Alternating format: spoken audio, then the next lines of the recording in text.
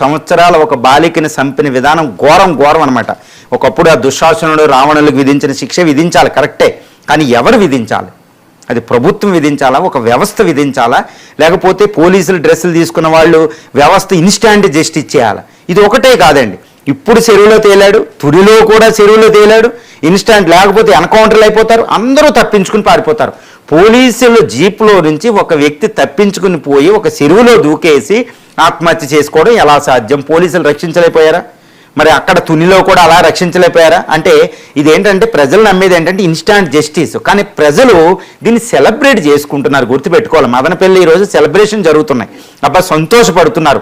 TDP అయితే తన official వెబ్సైట్లో పెట్టుకుంది, చంద్రబాబు నాయుడు గారు వీళ్ళని ఓదాలారు అనే భయంతో వాళ్ళు ఆత్మహత్య చేసుకున్నారని టీడీపీ గొప్పగా చెప్పుకుంటుంది.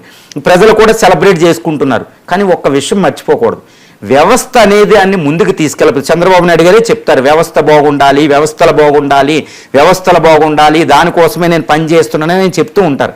మరి ఇది వ్యవస్థ, ఒక నేరస్తుడు, ఓకే చాలా పెద్ద నేరస్తుడు, కానీ ఎవరు విధించాలి? కోర్టులు విధించాలి.